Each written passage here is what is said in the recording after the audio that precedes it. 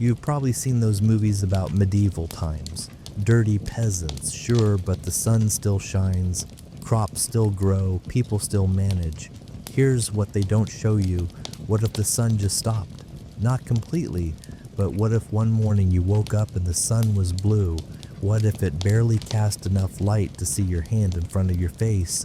What if this lasted not for a day or a week, but for 18 months? Most people think living in medieval times was hard. They have no idea. In the year 536 CE, something happened that was so catastrophic, so beyond comprehension, that historians now call it the worst year to be alive in human history. A mysterious fog rolled across Europe, the Middle East, and parts of Asia, blocking the sun for a year and a half.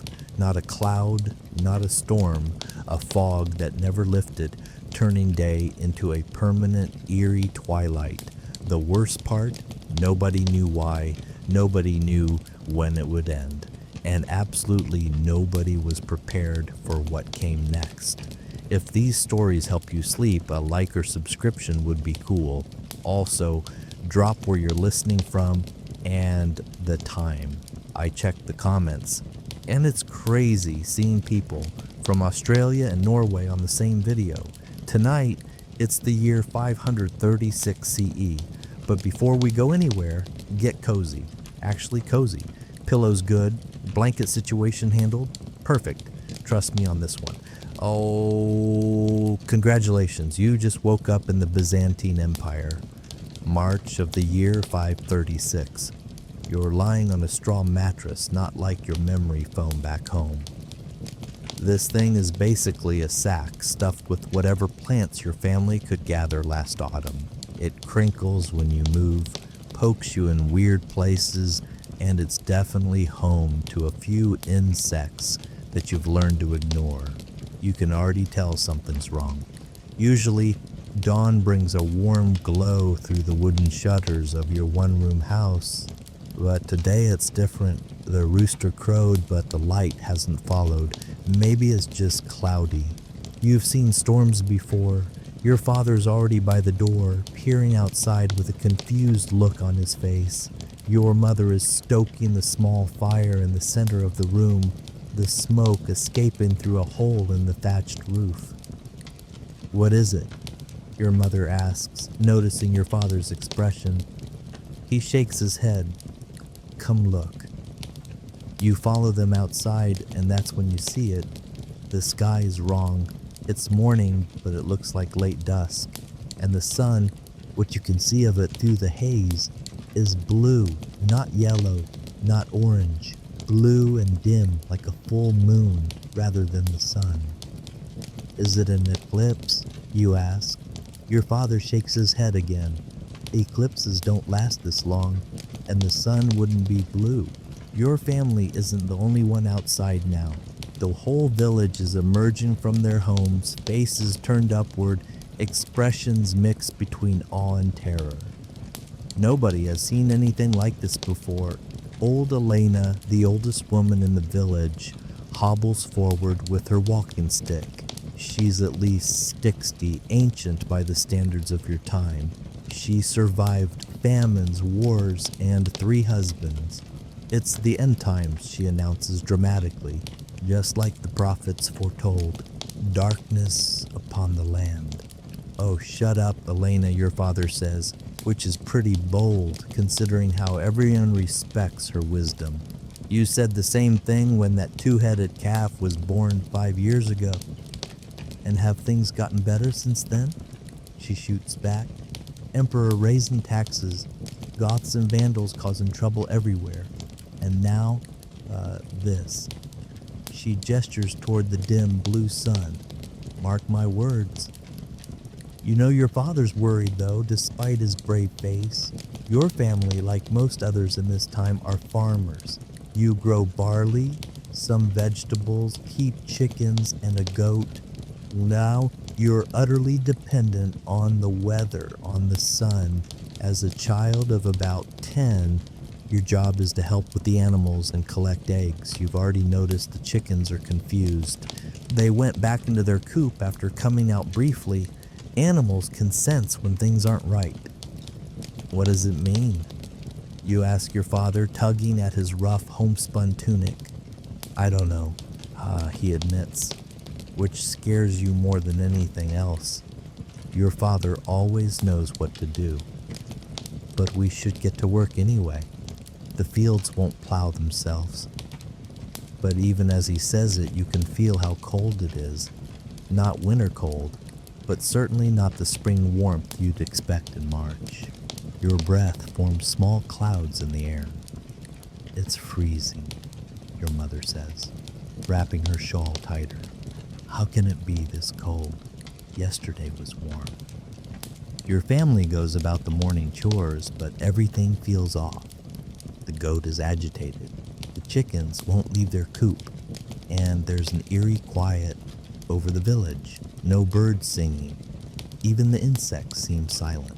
By midday, or what should be midday, the light hasn't improved. If anything, it's dimmer.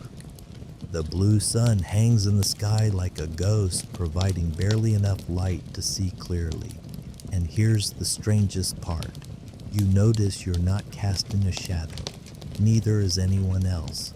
Look, you say, pointing to the ground, no shadows. Your father stops his work and stares at the ground. It's true, the sun is so weak that it casts no shadows at all. In your entire life, you've never seen such a thing. Word comes from a traveler passing through that it's the same in Constantinople, the great city about 2 days' journey from your village. The Emperor Justinian himself ordered lanterns lit throughout the palace, even during the day. Some say it's a punishment from God for the emperor's wars. Others whisper it's the work of Persian mages casting spells against the Byzantine Empire. That night, your family gathers close around the fire. It's colder than it should be, and you pile on extra blankets. Your mother has been quieter than usual all day, and now she speaks what's on everyone's mind. What if the sun doesn't come back? What happens to the crops? Your father doesn't answer right away. Finally, he says, the sun will come back. It has to. But you can hear the doubt in his voice. 3 days later, nothing has changed. The blue sun, the dim light, the unseasonable cold. It's all the same. People in the village are starting to panic a little. Some are talking about omens and signs. 2 families loaded up their carts and left, heading south, where they heard the darkness isn't as bad. Your father meets with other village men near the well. You sneak close enough to listen. My wheat hasn't grown at all, says Nicholas, who has the largest farm in the village. Not a finger's width in 3 days. It's like it's frozen in time. Same with my barley, another farmer adds. And have you noticed? No insects on the plants either. We should send someone to the city, your father suggests. Find out what the officials know. They won't tell us peasants anything, Nicholas scoffs. Besides, Stephanos passed through yesterday coming from there. Says it's the same in Constantinople. People lighting lamps at midday. Priests leading prayers in the streets. I heard a merchant talking about other places, a quiet voice adds. It's Mias who rarely speaks at these gatherings. Said it's like this everywhere, all the way to Persia. The men fall silent, digesting this information. If it's everywhere, there's nowhere to flee to, nowhere to escape whatever this is. Later that night, you hear your parents talking in hushed voices after they think you're asleep. We should count what food we have stored, your mother says. If the crops don't grow, they'll grow, your father insists. The sun will come back. But what if it doesn't? Not in time. The grain from last harvest won't last past summer, even if we're careful. Then we'll find other food, fish from the river, game in the forest. Everyone will be hunting and fishing. There won't be enough. You pull your blanket tighter around you, trying not to listen but unable to stop. You've never heard your parents sound so worried before. A week passes, and the unnatural twilight continues. You've gotten somewhat used to the dim blue light, but the cold is getting worse. Frost appears on the ground each morning now in March, when it should be warming up. The crops in the field show no signs of growth. Some plants are starting to wither. Your father has begun setting traps in the forest, something he usually only does in winter when food is scarce. Your mother is stretching the grain stores, mixing grounded acorns into the bread to make it last longer. It tastes bitter, but no one complains. In the village, the mood has darkened along with the sky. Arguments break out over small things. 2 men came to blows over whose turn it was at the grinding stone. The headman had to step in. 10 days after the darkness began, a group of soldiers passes through the village. They're Byzantine troops, servants of Emperor Justinian heading west. Their armor gleams dully in the strange light, and their faces look grim. Your father and some other men approached them cautiously. Relations between peasants and soldiers are always tense. They're known to take taxes in the form of food and supplies. What news from the capital? Your father asks the leader, a gruff man with a scar running down his cheek. Same as here. The soldier replies, glancing up at the dim blue sun. The emperor's got the scholars trying to figure it out. Some say it's ash from a great fire mountain in the north. Others say it's the breath of a dragon. He shrugs. All I know is we're still expected to fight the Goths in Italy. Darkness or no? Yeah, and the crops? Someone asks. In Constantinople? Nothing's growing. The soldier says bluntly. Food prices are already 10 times normal. The emperor's ordered grain ships from Egypt. But he doesn't finish the thought. Everyone knows what happens in cities when food runs out. After the soldiers leave, taking some of the village's precious food with them as imperial tax, the headman calls everyone together. We need to be smart, he tells the gathered villagers. If the crops don't grow, we'll need to rely on what we have stored. From now on, we ration everything, and we send parties to the forest daily for anything edible. Mushrooms, berries, game, anything. What about the city? Someone calls out. Should we go there? The headman shakes his head. Cities will be the first to starve. Better to be here where we at least have land and forest.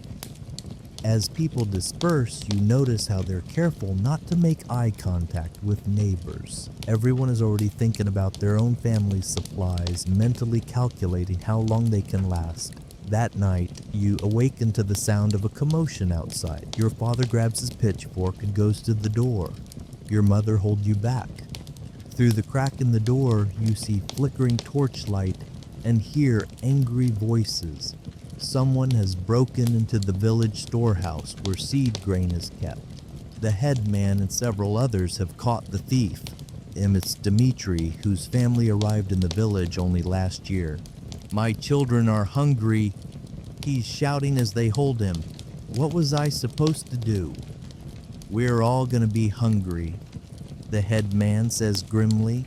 But if we eat the seed grain now, we'll have nothing to plant when the sun returns. If it returns, Dmitri spits, my family can't wait for if. The punishment for stealing seed grain is severe. In normal times, Dmitri might be banished or worse, but these aren't normal times. 3 days in the stocks, the headman pronounces, and your family's rations cut for a week. It seems both harsh and lenient at the same time. Harsh because in this cold, 3 days outside could mean death. Lenient because in normal times the punishment would be much worse. As the days turn into weeks, the strange twilight becomes the new normal. Your eyes have adapted to seeing in the dim blue light, but the cold, that's getting worse. It's now April, when flowers should be blooming and the air should be warm, but instead, There's frost every morning. The crops in the fields are stunted or dying. Your family's food stores are running low, and you've all lost weight. Your mother has been skipping meals, claiming she's not hungry, but you know she's giving her share to you. The forest has provided some food, mushroom, early berries, a few rabbits from your traps, but not enough. News trickles in from travelers. It's the same everywhere. From Hispania to Persia, the sun is dimmed. Crops are failing. The Byzantine Empire, already stretched thin by Emperor Justinian's wars to reconquer the Western territories, is struggling to feed its people. One morning, about a month after the darkness began, you wake to find your father already gone. Your mother says he's joined a group of men from the village on a hunting expedition deeper into the forest than they usually go. They'll be gone for several days. While he's away, you take on more responsibilities. You check the small vegetable garden daily, willing the plants to grow in the cold twilight. You collect the few eggs the confused chickens still lay. You help your mother search the forest edge for anything edible. On the third day after your father left, you're collecting firewood near the edge of the forest when you hear a sound. Looking up, you see a deer, a young doe, watching you cautiously from between the trees. In normal times, this would be extraordinary luck. Deer usually stay deep in the forest away from humans, but these aren't normal times. The deer looks thin, its ribs visible even from where you stand. The cold and lack of plant growth is affecting all creatures. You freeze, barely daring to breathe. You have no weapon, nothing to capture this potential feast. The deer stares at you for a long moment, then silently turns and disappears into the forest. When you tell your mother later, she sighs. The animals are struggling too. Everything is. That night, lying on your straw mattress, you stare up at the thatched roof of your home and wonder what will happen next. Will the sun ever return to normal? Will the crops grow again? Or is this the new world? Cold, dim, and hungry. Your father returns the next day with the hunting party. They look exhausted and disheartened. Between the 5 of them, they've managed to catch only 1 boar and a few squirrels, hardly worth the 4 days they spent hunting. The forest is empty, your father tells your mother when they think you can't hear. The animals are either hiding or dead, and we weren't the only ones hunting. We saw people from other villages, even some who looked like they'd come from the city. What are we gonna do? Your mother asks, fear evident in her voice. Your father's silent for a long moment. We might have to go to Constantinople, he finally says. At least the emperor will have food. He won't let the capital starve, even if the rest of the empire does. The idea of leaving your home is terrifying. You've never been further than the nearby market town. Constantinople is a day's journey away, a place you've only heard about in stories. A great city with walls higher than the tallest trees, with a magnificent Hagia Sophia church, with more people than you can imagine. But the prospect of food, real food, not just thin soup and bitter acorn bread, is tempting. The next day, the headman calls another village meeting. The news isn't good.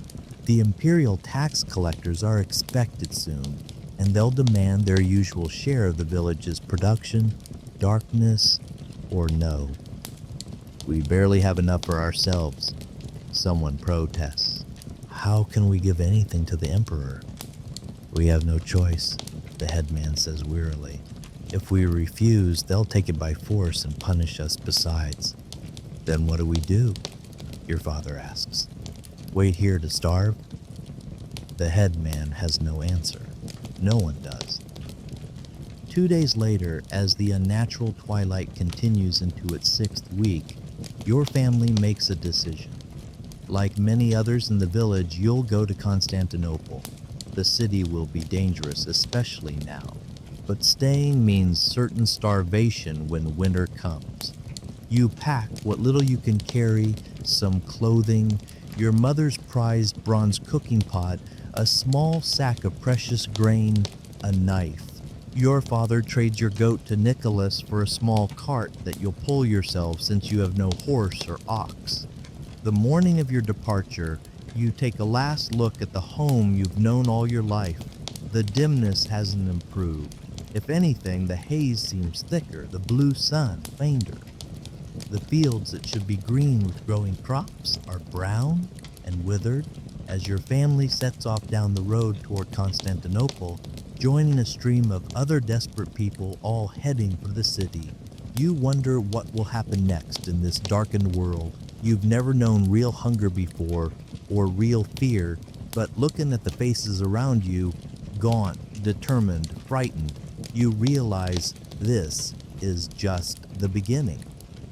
The darkness that fell in March of 536 CE would last for 18 months, and what came after would be even worse.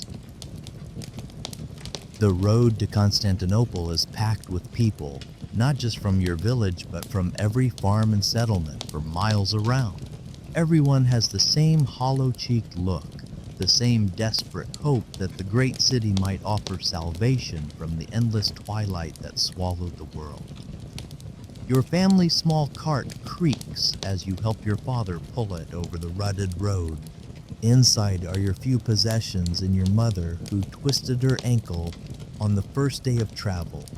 The going is slow. Look at them all, your father mutters, nodding toward the stream of humanity trudging toward the city.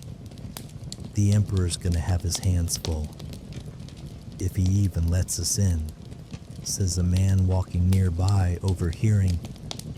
I heard they're turning people away at the gates. Your father frowns. They can't turn everyone away. The man just shrugs. The city's gotta feed who it's got already. The thought sends a chill through you that has nothing to do with the unseasonable cold. What if you make this journey only to be turned away? As night falls, though it's hard to tell the difference between day and night anymore, your family joins others making camp by the roadside. Small fires flicker in the gloom, casting more light than the hidden sun did all day. The mood is subdued. No one has much food to share, and those who do guard it jealously. Your mother winces as she examines her swollen ankle by the firelight. It's not getting better, your father says quietly. I can walk tomorrow, she insists, though you can see the pain in her eyes. An old woman from another village hobbles over to your fire. Got yourself a bad twist there? She says, gesturing to your mother's ankle. Without waiting for an invitation, she sits down next to her. I'm fine, your mother says stiffly. Of course you are, the old woman says with a snort, and I'm the Empress Theodora. She reaches in a pouch at her waist and pulls out some leaves, willow bark. Chew it. Tastes like horse piss, but it'll help with the pain. Your mother hesitates, then takes the offering with a nod of thanks. Been on the road 3 days, the old woman continues, settling herself more comfortably. Left when my son's family did. They've gone on ahead. Younger legs move faster. She looks around at the makeshift camp, the dozens of small fires dotting the darkness. Never seen anything like this, not in 70 years of living. The darkness, you mean? Your father asks. All of it. The cold. The dying crops. She shakes her head. Lived through 2 famines in my time. This feels worse. At least then we knew what was happening. This, she gestures toward the dim sky, this isn't natural.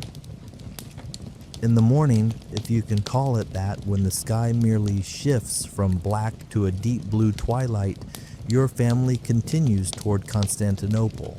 Your mother insists on walking despite her ankle, though she leans heavily on a stick. The old woman from last night, who introduced herself as Agatha, joins your small group.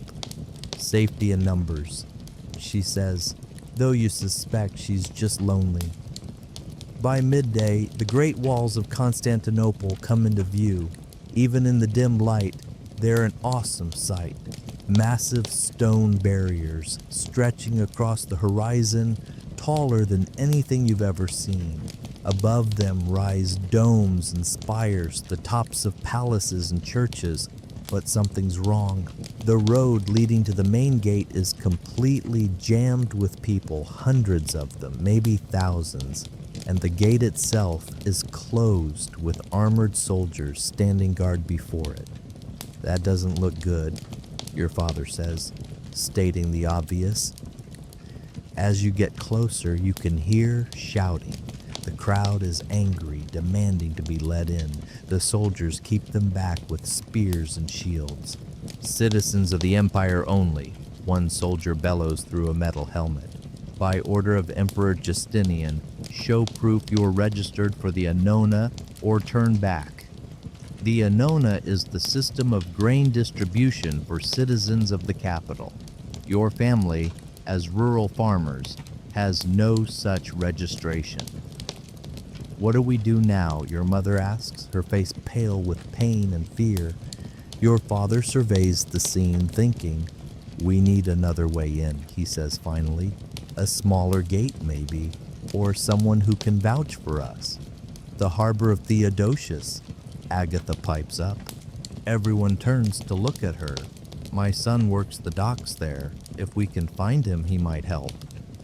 It's a slim chance, but better than nothing. Your father nods and your small group breaks away from the main road, circling west around the city walls toward the harbor. The detour adds hours to your journey. By the time you reach the harbor, the dim daylight is fading toward true night. The harbor is busy despite the late hour, with ships being frantically unloaded. Even in the gloom, you can see their grain ships, their cargo precious beyond measure in these dark times. Workers swarm over the vessels, while soldiers oversee the operation, making sure none of the grain disappears. The dockside is chaotic with people shouting, animals braying, and the constant creak of ropes and wood. How will we find your son in this? Your father asks Agatha. He's a foreman named Demetrios, she replies. Everyone knows him. Your father asks a few dock workers about Demetrios. Most ignore him or shake their heads, too busy to help. But finally, one points toward a large warehouse. Might be in there tallying the new shipment. Your father thanks him with a small piece of bread, a valuable gift now, and your group heads toward the warehouse. Inside, it's surprisingly warm from the bodies of dozens of workers hauling sacks of grain. Oil lamps hang from posts, creating pools of yellow light in the gloom. Demetrios, your father calls. We're looking for Demetrios. A burly man with a short beard looks up from a table where he's making marks on a wax tablet. Who's asking? We brought your mother, your father says, gesturing to Agatha. The man's face changes instantly. Mother? He hurries over, embracing the old woman. What are you doing here? I told you to stay in the village. The village is dying, Agatha says simply. Everyone's leaving. Demetrios looks past her at your family, his expression weary. And these people help me on the road. Good folks. He sighs, running a hand through his hair. Mother, the city is overflowing already. There's barely enough food, even with the Emperor's Egyptian shipments. They've closed the gates to anyone without citizen rights. Please, your mother says, stepping forward. We have nowhere else to go. Our crops have failed. Everything's dying in this darkness. Demetrios looks at her, then at you, a child with hungry eyes, and his resolve visibly weakens. I can get you inside the walls, he says finally. Finding you a place to stay and food to eat, that'll be harder. We'll work, your father says quickly. Whatever jobs need doing. I'm strong and I know farming. Demetrios laughs, but there's no humor in it. Farming in the city, with the sun gone. He shakes his head, but there's always work on the docks. Hard work, mind you, for little pay. Anything, your father says. We just need a chance. That night, your family sleeps in a corner of the warehouse on sacks of grain, the most comfortable bed you've had in weeks, despite the hard lumps. Demetrios brings you a small portion of fish stew, more flavor than you've tasted since the darkness began. Don't tell anyone I gave you this, he warns. Food riots started last week. People are desperate. In the morning, Demetrios leads your family through a small service gate in the walls. He's vouched for you as workers for the harbor, which gets you past the guards, though they look at you suspiciously. And then you're inside Constantinople, the greatest city in the world. Even cloaked in twilight, it takes your breath away. Buildings taller than trees line streets paved with actual stone. People of every description hurry past, not just farmers and laborers like in your village, but men in rich robes, women with painted faces, soldiers in gleaming armor, priests in flowing garments. And the noise after the quiet of your village, the constant din of voices, animals, and commerce is overwhelming. But beneath the spectacle, you can see signs of the same fear that drove your family here. The faces of the city dwellers are drawn with hunger. Markets that should be bustling have half-empty stalls. Soldiers patrol everywhere, hands on their weapons. Outside a large building, hundreds of people line up for what you guess is a distribution of food. The emperor ordered the city granaries opened, Demetrios explains, following your gaze. Each citizen gets a ration. Not enough, but something. You're not citizens, so he leaves the implication hanging. We'll find a way, your father says with more confidence than he probably feels. Demetrios leads you to the harbor district, a maze of narrow streets and crowded tenements near the water. The smell of fish and salt hangs in the air, mingling with less pleasant odors. He stops at a dilapidated building wedged between two warehouses. My friend Sophia runs this boarding house, he says. She might have space in the cellar. It's not much, but it's shelter. The cellar turns out to be little more than a stone room with a dirt floor already occupied by two other families. But it's dry and safer than the roads outside the city. Your mother nearly weeps with relief when she can finally rest her injured ankle. How much? Your father asks, already reaching for the small pouch where he keeps your family's few coins. First week is covered, Demetrios says, as a favor to my mother. After that, we'll see if I can find you work. Over the next few days, you settle into a new routine. Your father works on the docks from dawn until dusk, loading and unloading ships for a few copper coins and sometimes a portion of fish or damaged grain that would otherwise be thrown away. Your mother, once her ankle heals enough to walk, finds work washing clothes for a wealthy family near the Forum of Constantine. You're left to your own devices much of the time, a freedom both exciting and terrifying. The city is a dangerous place for a child alone, but also full of wonders. You quickly learn which market stalls might give a hungry child a crust of bread out of pity, which streets to avoid because of gangs, and how to make yourself useful enough that adults won't chase you away. One day, about 2 weeks after arriving in the city, you're helping an old baker stack his empty baskets when you notice a commotion near the Forum. A crowd has gathered, listening to a man in elaborate robes speaking from the steps of a building. Curious, You edge closer. A test from God, the man is saying, his voice carrying over the crowd. The darkness has come because we have strayed from the true path. Emperor Justinian builds his grand churches while allowing heresy to flourish. Some in the crowd murmur agreement. Others look uncomfortable. The sun hides its face because of our sins. The man continues, repent, give what you have to the church and pray for salvation before it's too late. That's Cosmos, says a voice beside you. You turn to see a boy about your age, skinny with dirt-smudged cheeks. He's been preaching doom since the darkness started. Is he right, you ask? Is it because of sins? The boy shrugs. My dad says it's because of a fire mountain far away. He was a sailor before the ship stopped coming.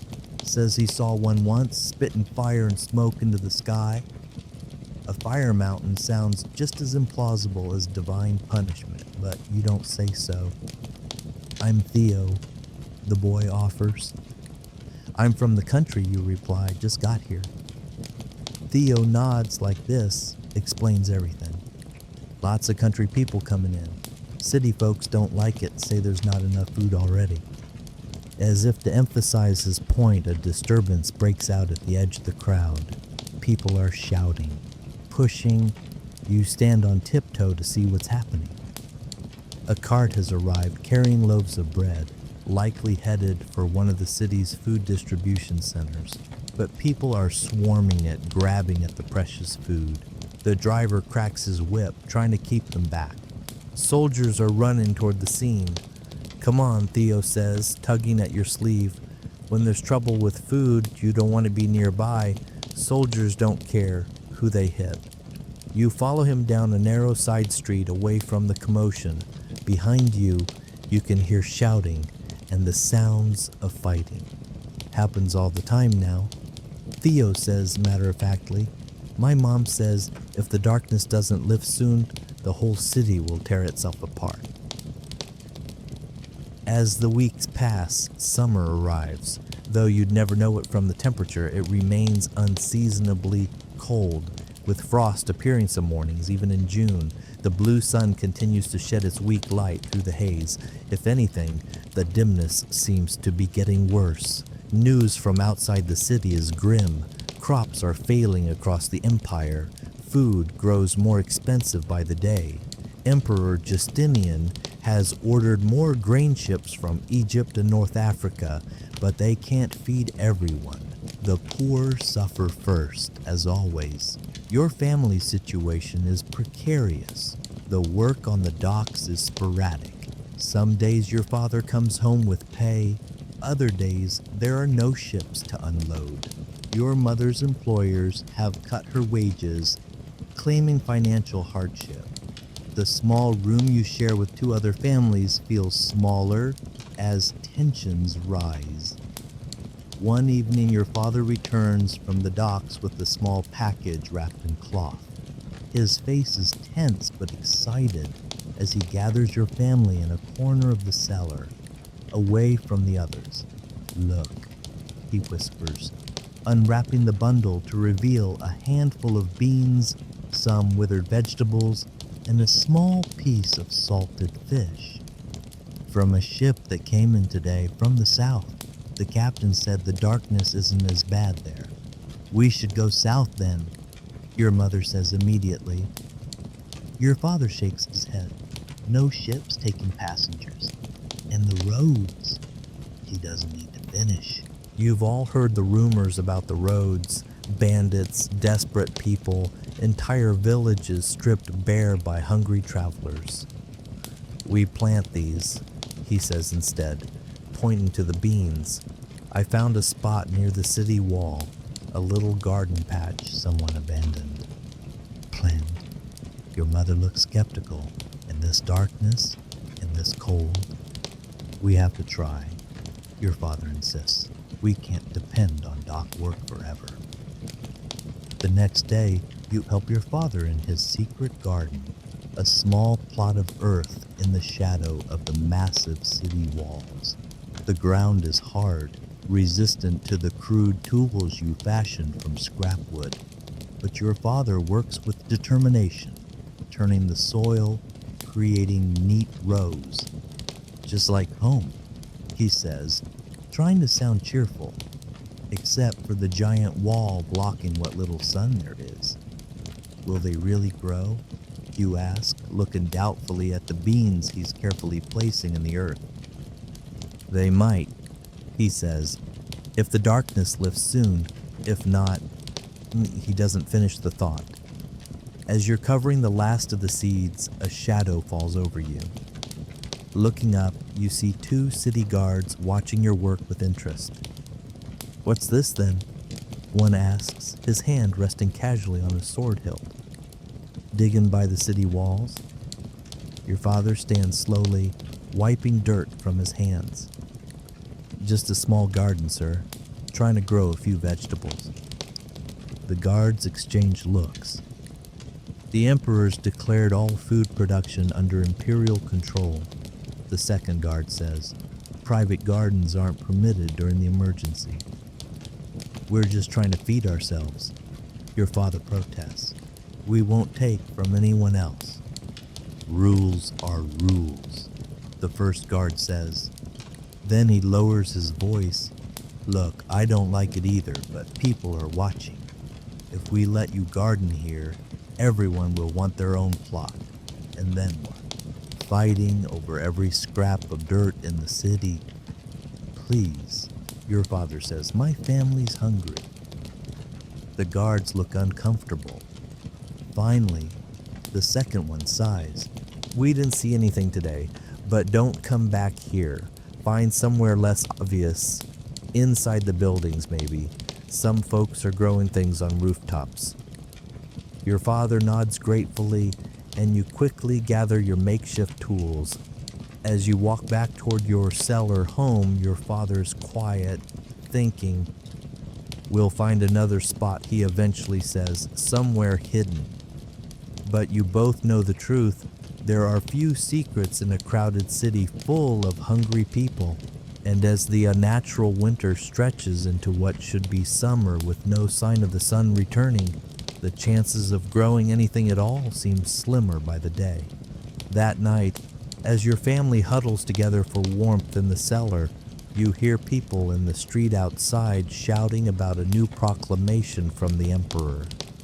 The darkness, the imperial heralds announce, is caused by a great ash cloud from a volcano in the distant north. The scholars predict it will lift eventually, though none can say when. At least we know what it is now, your mother whispers in the darkness. Knowing doesn't fill our bellies, your father replies. In the morning, you wake to find a dusting of ash on the ground outside, gray flakes drifting down from the murky sky. People walk with cloths over their mouths, eyes squinting against the irritation. The air tastes bitter. See, the emperor was right, Theo says when you meet him later. He's become your friend and guide to city life. Fire Mountain, just like my dad said. When will it end, you ask. Theo shrugs. When the mountain stops spitting fire, I guess. Or when the wind changes. Neither seems likely to happen soon. As June turns to July with no improvement in the darkness, the situation in Constantinople grows more desperate. Food riots become common. The emperor increases the soldiers patrolling the streets, but even they look hungry and on edge. Your father has found work helping to build new granaries, and the emperor is preparing for a long crisis. The pay is better than the docks, but the work is harder. He comes home each night exhausted, his hands raw. Your mother has taken to standing in the citizens' food line despite not having the proper tokens, hoping the distributors will take pity or be too busy to check. Sometimes it works, often it doesn't. In your cellar home, one of the other families has left, or perhaps died. No one seems to know for sure. Their space is quickly taken by newcomers, a young couple with a baby that cries constantly, from hunger. We need to try growing food again. Your father says one night, his voice low, not outside this time.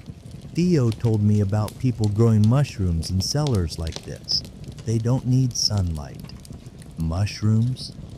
Your mother sounds skeptical. Can we eat those? If they're the right kind, better than starving.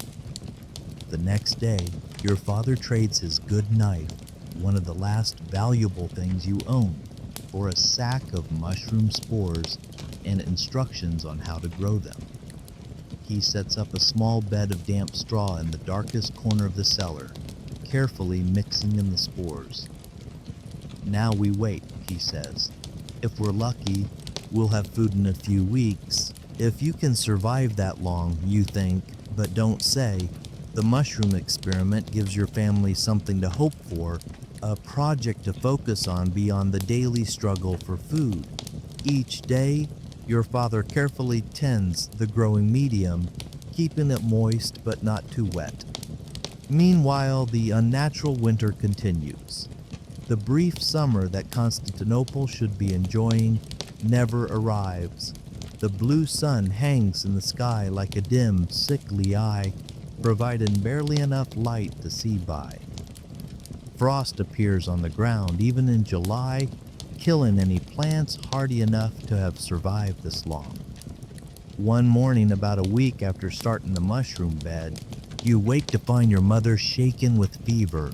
Her skin burns to the touch. Her eyes are glassy and unfocused. Get water. Your father tells you, his face tight with fear. And find Agatha. She knows about herbs. You run through the streets searching for the old woman who traveled with you to the city. You finally find her in a small courtyard near the docks, sorting through piles of dried plants with several other old women. My mother's sick, you gasp. Fever, please help. Agatha's rheumy eyes sharpen with concern. Take me to her. When you return to the cellar, your father is cradling your mother's head, trying to get her to drink water. She seems worse than when you left, her breathing shallow and rapid. Agatha kneels beside her, feeling her forehead, checking her pulse, looking into her eyes. How long has she been like this? She asks. She was tired last night, your father says. This morning the fever came on suddenly. Agatha's face is grim. There's a sickness spreading in the city. The darkness, the cold, the hunger. People's bodies can't fight off disease. Can you help her? Your father asks, his voice breaking. I'll try, Agatha says. She opens her pouch of herbs, selecting several varieties. Boil water if you can. We'll make a tea. For the next few days, your mother hovers between life and death. The fever rages, then breaks, then returns. Agatha's herbal remedies seem to help a little, but without proper food and warmth, recovery is difficult. Your father stops going to work, staying by your mother's side. The loss of income means even less food, but there's no choice. You take over the job of finding sustenance, joining the crowds of children who scavenge the city for anything edible. Dropped grain, discarded fish heads, even rats, if you can catch them. On the 5th day of your mother's illness, you return to the cellar to find your father smiling for the first time in weeks. The fever's broken, he says, and look. He points to the mushroom bed in the corner. Tiny white growths are pushing up through the straw. Life finds a way, Agatha says, nodding approvingly. Even in darkness. It feels like the first good omen in months. Your mother's fever's gone, though she remains weak.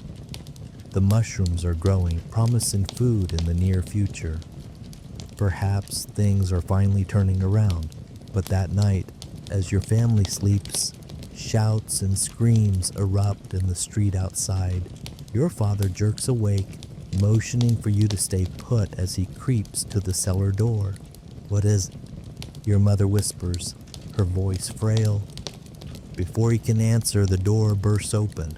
Demetrios stands there, his face streaked with soot, a sword in his hand. "Get up," he says urgently. "All of you. The city's burning." The world outside the cellar is chaos. Even in the perpetual twilight that has become normal, you can see the glow of flames several streets away. People run in all directions, some carrying bundles of possessions, others just fleeing blindly. The air reeks of smoke. "What happened?" your father asks, supporting your still weak mother with one arm. "A food riot turned ugly," Demetrios explains, keeping his sword ready as he guides your family through the panicked crowd. "Someone set fire to an imperial granary. When the guards wouldn't open it, the flames are spreading fast." "Where are we going?" you ask, struggling to keep up. "To the harbor," Demetrios says grimly. "The ships are our best chance now." "Ships to where?" your father asks. "Anywhere but here." You look back at the cellar that's been your home these past weeks. Poor shelter though it was, the mushrooms that were just beginning to grow, everything you're leaving behind. But there's no time for sentiment. The fire is spreading, and the narrow streets of the harbor district will channel it right toward you. Agatha joins your group along with several others from the boarding house. Together you push through the panicked crowds toward the waterfront. The going is slow. Your mother can barely walk, even with your father's help. The streets are jammed with people and abandoned carts. "Look out," someone shouts. A building to your right collapses in a shower of sparks and burning timber. The crowd surges away from it, nearly trampling those who fall. Your father scoops you up with his free arm, somehow managing to support both you and your mother as he forces a path through the mass of bodies. By the time you reach the harbor, you are all coughing from the smoke. The docks are as chaotic as the streets, ships preparing to depart, people fighting to get aboard, sailors beating back those without coins to pay for passage. There, Demetrios points to a medium-sized merchant vessel where the crew is frantically loading crates. "That's the Sophia's Fortune. The captain's a friend. He might take us." "Might?" your mother whispers, her face pale with exhaustion. "It's our best chance," Demetrios says. Then to your father, "Stay here with the women and children. I'll speak to the captain." As Demetrios pushes his way toward the ship, you watch the fire consuming the city behind you.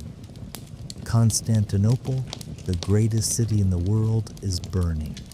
The flames seem to consume entire districts in minutes, leaping from building to building. The twilight sky has turned an eerie orange red. Nearby, a well-dressed man argues with the ship's officer, offering a heavy pouch that must contain gold. "Name your price," he's saying. "I'll double it." The officer shakes his head. "No room, sir. We're at capacity."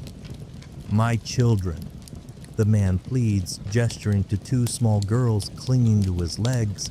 "Take them at least." The scene repeats all along the docks. Desperate people, limited space, impossible choices. Demetrios returns, his expression grim but determined. "The captain will take us, but we have to board now. They're leaving with the tide." "All of us?" your father asks, looking at your group. "Your family, Agatha, and the others from the boarding house." He said his friend. A voice cuts in. "It's Sophia, the boarding house owner, a large woman with arms like a blacksmith." "That means Demetrios, not the rest of us." Demetrios looks uncomfortable. "He has limited space. I told him you're all with me." "But he wants payment," Sophia finishes for him. "How much?" "More than any of us have," Demetrios admits. A tense silence falls over your group. Behind you, the roar of the fire grows louder. Time is running out. "Take the children," your father says suddenly.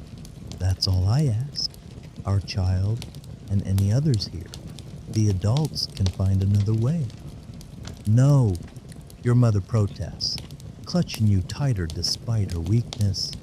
We stay together. But the idea has caught on.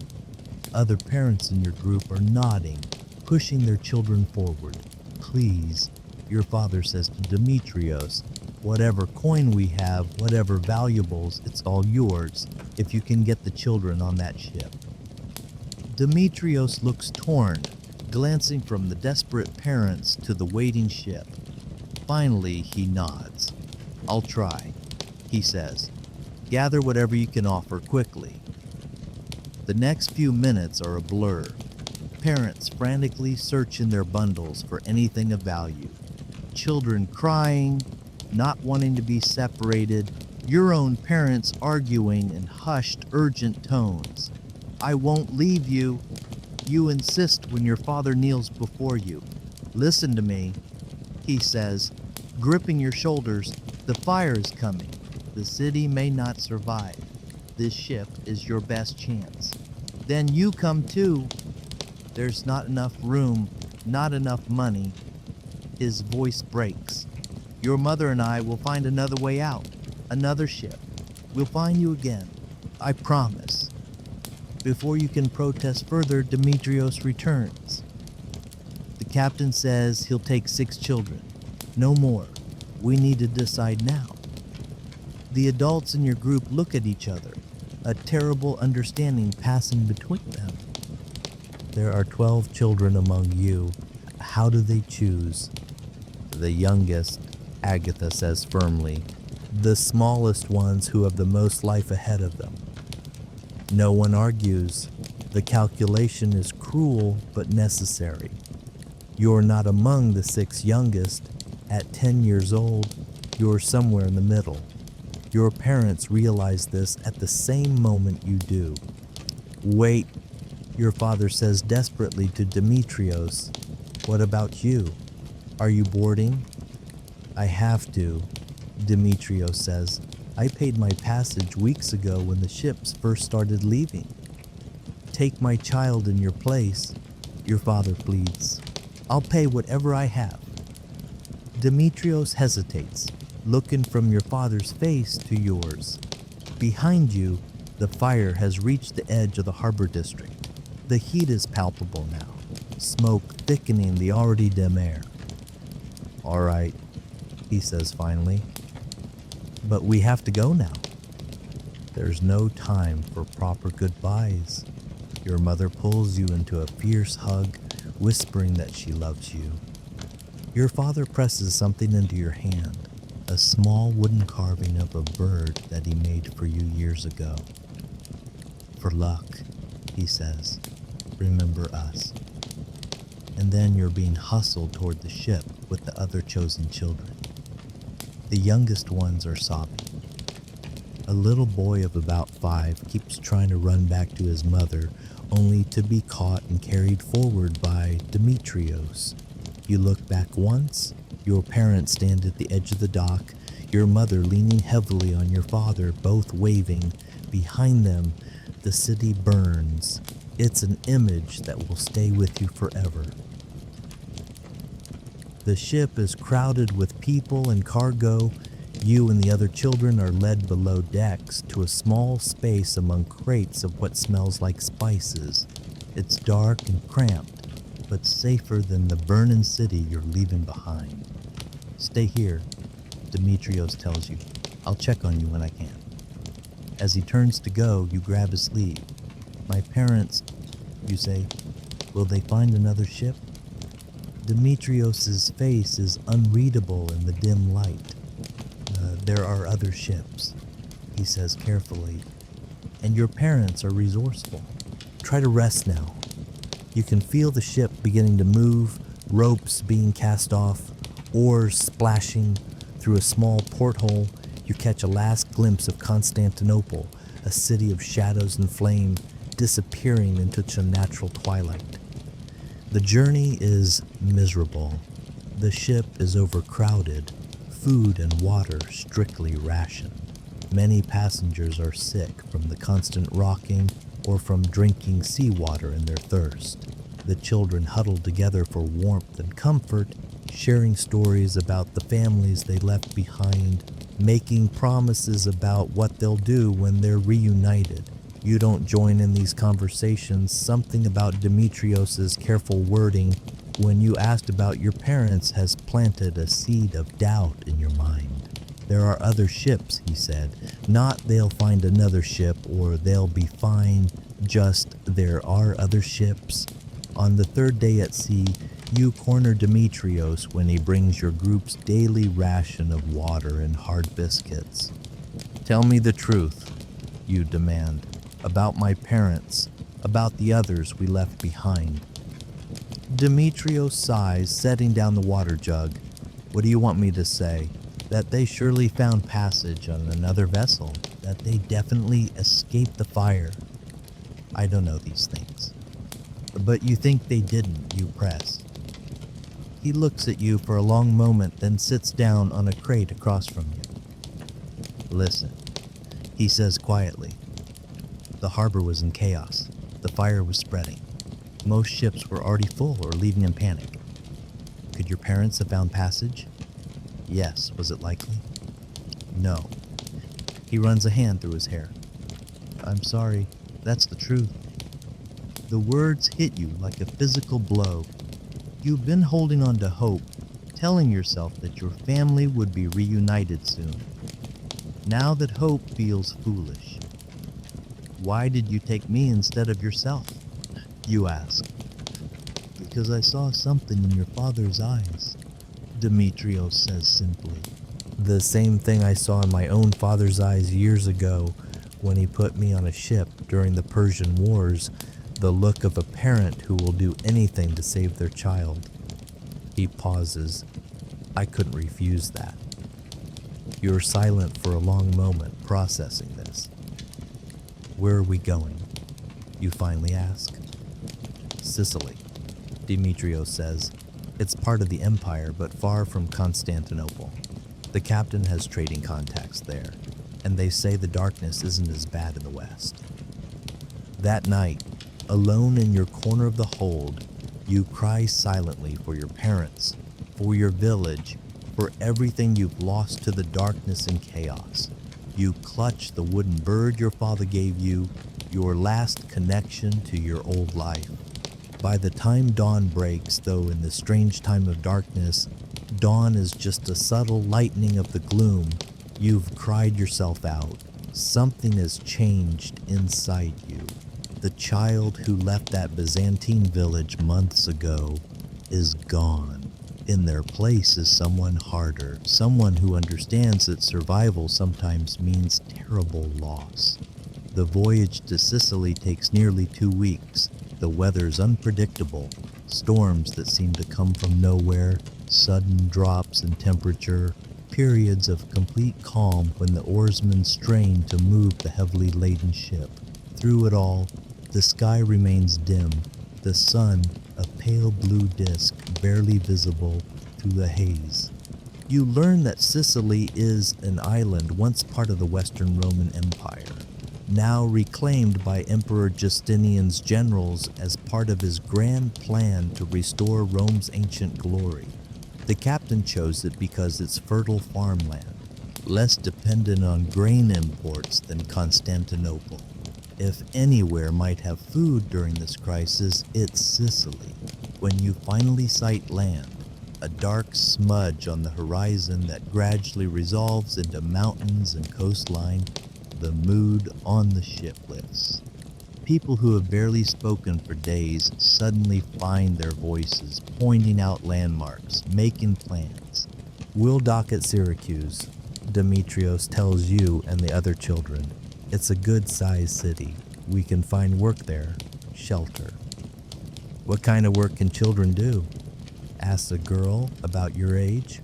All kinds, Demetrios says, not unkindly. This isn't Constantinople with its strict guilds and regulations. It's a frontier now. Everyone works. The harbor at Syracuse is smaller than Constantinople's, but busy nonetheless. Ships crowd the docks, loading and unloading cargo. You notice immediately that while the sky is still dimmer than normal, the darkness here isn't as oppressive as it was in the east. The air feels warmer too. As your ship docks, officials come aboard to inspect the cargo and passengers. There's some argument between them and the captain, raised voices gesturing at the crowded deck. Demetrios looks worried. What's happening? You ask him. They're saying the city is full, he explains. Too many refugees already from the eastern provinces. They don't want to accept more. Fear grips you. After everything you've been through, will you be turned away again? But Demetrios is resourceful. He speaks to the officials, gesturing toward the children. You can't hear what he's saying, but his expression is earnest, persuasive. Finally, one of the officials nods reluctantly. We can stay, Demetrios announces when he returns, but only temporarily. We're expected to find work and move inland within a month. What about the others? Someone asked, nodding toward the adult passengers. Some can stay, some can't. Demetrios' tone makes it clear he doesn't want to elaborate. As you disembark, you see the unfortunate ones, those denied entry, being herded back onto the ship or onto other vessels. Their protests fall on deaf ears. Syracuse, like Constantinople, is overwhelmed with hungry people. The city itself is a curious blend of old and new. Ancient Greek buildings stand alongside newer Roman construction and Byzantine additions. The streets are narrower than Constantinople's, winding up hills and down to the harbor in a confusing tangle. People of various backgrounds mixed together, Greeks, Romans, Jews, Goths, Africans, all subjects of Justinian's reclaimed empire. Demetrios leads your group to a church near the harbor where a harried-looking priest reluctantly agrees to provide temporary shelter in an outbuilding. It's basic accommodation, just a roof, walls, and floor, but after the ship, it feels luxurious. Rest a day. Demetrios tells everyone, tomorrow we start looking for work, for permanent places to stay. That evening, as you settle onto your patch of floor in the church outbuilding, a small figure sits down beside you. It's one of the younger children from the ship, a boy about 6 years old named Marcus. Are your parents dead too? He asks bluntly, with the directness only children can manage. I don't know. You answer honestly. They were in Constantinople when the fire started. Marcus nods solemnly. My mother died last winter.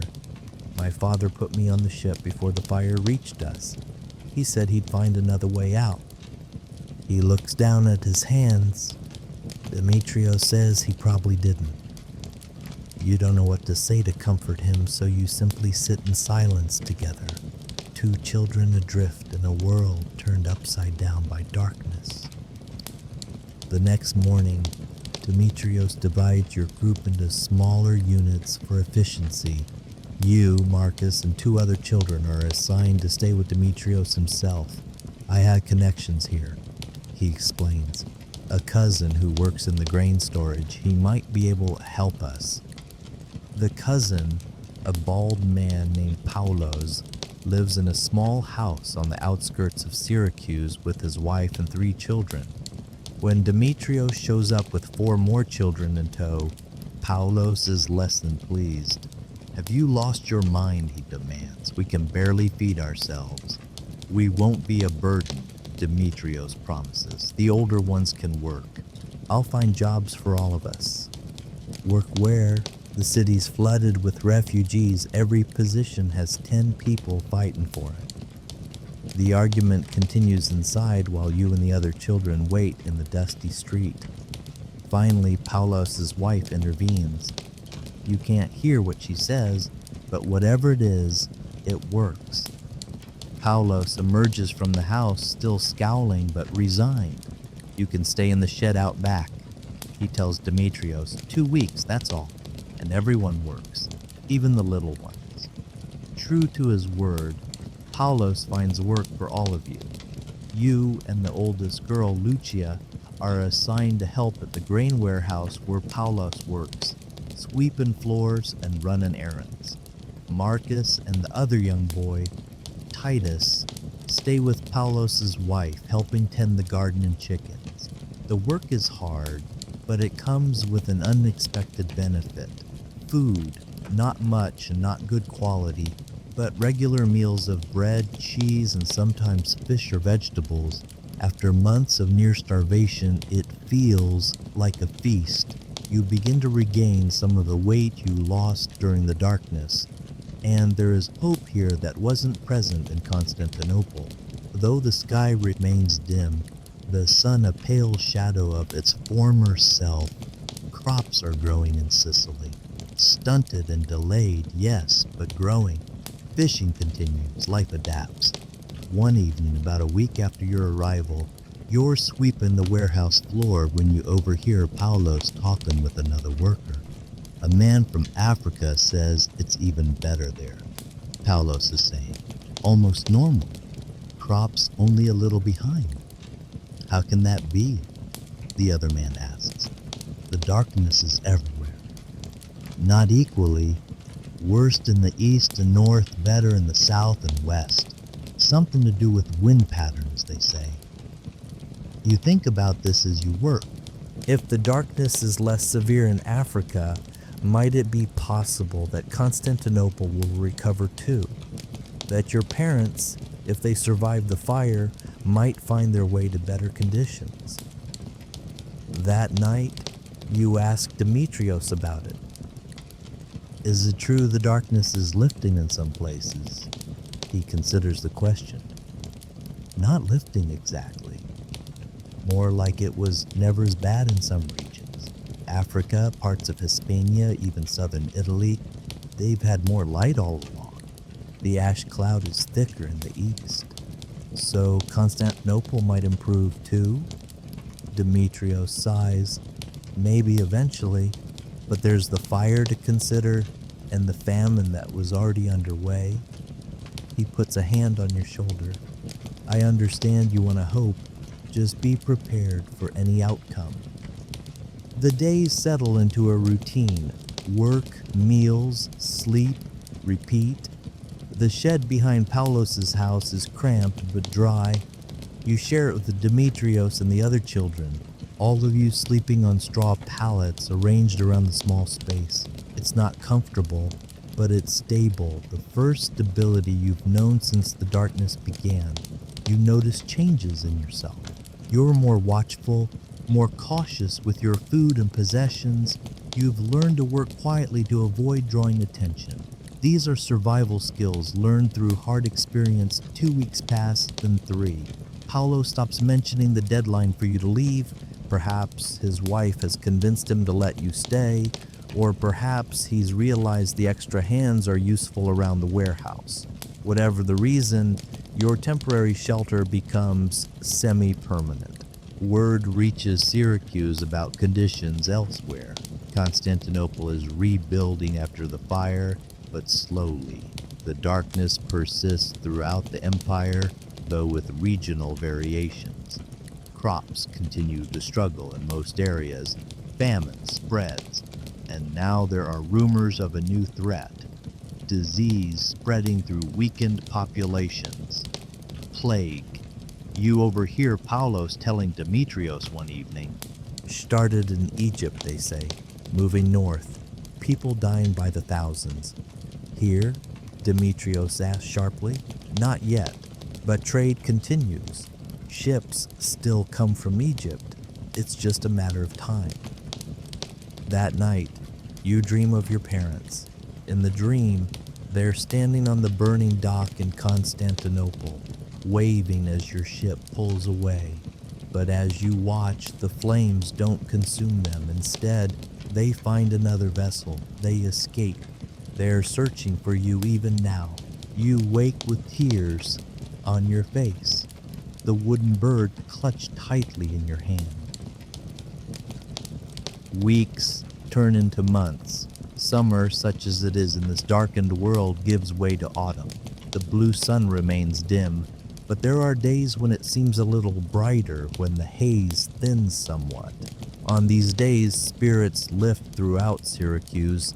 People venture outdoors more. Markets bustle. Children play in streets that normally remain quiet. You've grown closer to the other children in your group, especially Marcus.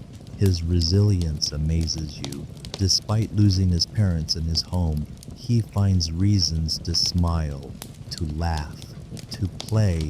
Like the child he is, you find yourself looking after him, becoming the big sibling he needs. Demetrios notices this. You're good with him, he comments one evening as you help Marcus mend a torn tunic. He needs someone, you say simply. As do you, Demetrios points out. We all do. The conversation turns to the future, something you've avoided thinking about too much. But with winter approaching, plans must be made. Paulos has been generous, Demetrios says, but this arrangement was never meant to be permanent. The shed will be too cold in winter. Where will we go? You ask, feeling the familiar fear of displacement rising again. I've been talking with some people. There's work in the countryside, farms that need hands. They provide housing. It's hard work, but steady. All of us together? Demetrios hesitates. Possibly not. Different farms need different workers. The younger children might do better in the city, with families looking for household help. The thought of separating from Marcus and the others after everything you've been through is painful. You've become a makeshift family, bound by shared trauma and survival. I want to stay with Marcus, you say firmly. Demetrios nods, unsurprised. I thought you might say that. I'll see what I can arrange. True to his word, Demetrios finds a placement that will accept both you and Marcus, a medium-sized farm about a day's journey inland. The owner, a widow named Helena, needs workers to replace those who fled when the darkness began. She can't pay much, Demetrios explains, but there's housing and food, and she's willing to take both of you. Leaving Syracuse is harder than you expected. Despite being there only a few months, it had become familiar, safe. Lucia and Titus will remain in the city, taken in by families needing household help. Your little group is breaking apart. The morning of departure, you gather your few possessions, some clothes provided by Paulos' wife, your wooden bird, a small knife Demetrios gave you for protection. Marcus does the same, his bundle even smaller than yours. Demetrios will accompany you to the farm, then return to Syracuse where he's found regular work at the harbor. He's been a constant presence since Constantinople, a guardian when you had no one else. Saying goodbye to him will be difficult. As you leave Paulos' house for the last time, his wife presses a small package into your hands. Bread for the journey, she says, and a little cheese. Take care of yourself and the little one. The road inland is better maintained than you expected, a remnant of Roman engineering kept up by Justinian's administrators. Other travelers share the path. Merchants with carts, soldiers on patrol, farmers bringing goods to market. Everyone looks thin. Everyone moves with purpose. There's no room for idleness in this dimmed world. As you walk, you notice something you hadn't in the city. The landscape is changing. Trees that should be in full autumn color are just beginning to turn. Crops that should have been harvested months ago are only now ripening. The darkness has slowed everything, created a perpetual delay in nature's rhythms. Will it ever go back to normal? Marcus asks, noticing the same thing. The old people say it will, Demetrios answers. There have been dark years before, though none this long. The sun always returns, eventually.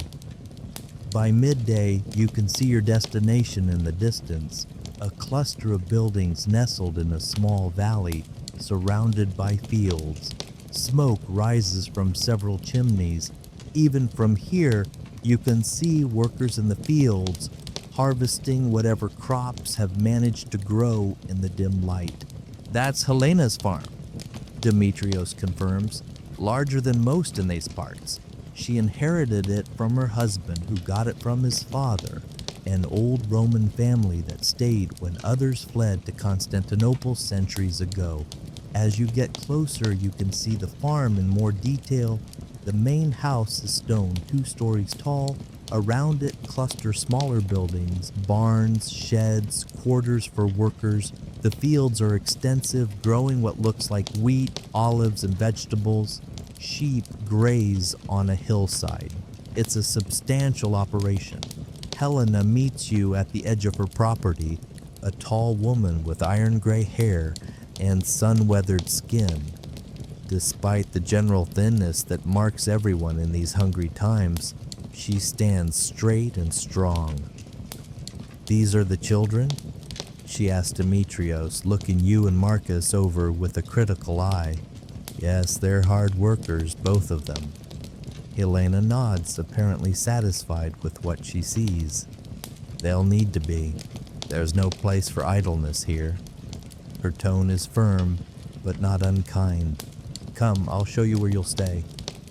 The worker housing is basic but solid, a long building divided into small rooms, each with a straw mattress, a shelf for possessions, and a small fireplace for cooking and heat.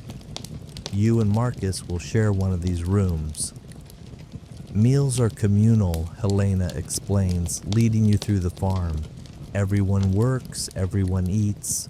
Work begins at first light, ends at dusk. Rest days are every 7th day, unless there's urgent harvest work. It's a strict regime but fair, and after months of uncertainty, the clarity of expectations is almost a relief. That evening, as you and Marcus settle into your new quarters, Demetrios prepares to leave. He'll stay the night at the farm, then head back to Syracuse in the morning. "You'll be all right here," he tells you, helping start a small fire in your fireplace. Helena runs a tight operation, but she's known to be fair. The work is hard, but honest. Thank you," you say, suddenly awkward, "for everything, for taking me instead of yourself on the ship, for keeping us safe." Demetrios looks embarrassed. "I did what anyone would do." "But you both know that's not true. In a world turned dark and desperate, many people think only of themselves." Demetrios chose differently. "If you hesitate, then push on. If you ever hear anything about Constantinople, about survivors from the fire, my parents, I'll send word immediately," he promises. "Ships still come from the east. News travels even in these times." In the morning, you watch from the edge of the fields as Demetrios disappears down the road toward Syracuse. Your last connection to your old life, to Constantinople, to the parents you lost. Now it's just you and Marcus, starting yet another new chapter in this darkened world. As you turn back toward the farm, toward the work waiting for you, you feel the weight of the wooden bird in your pocket. You touch it briefly, a talisman of hope and memory. Then you square your shoulders and move forward. The darkness may continue, but so do you.